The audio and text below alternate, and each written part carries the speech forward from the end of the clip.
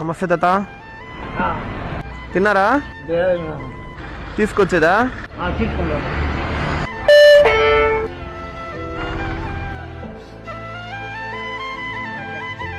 ఏం పేరు మీ పేరా? ఇవ్వండి, నేను తీసిస్తా.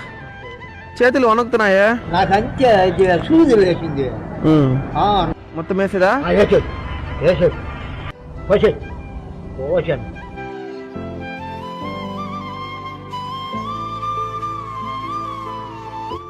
ఇలా ఇదేతా, నేను పెట్టేస్తున్నా. పర్లేదులే, నేను పెట్టేస్తా. ఇంకేం తాత వచ్చేదా?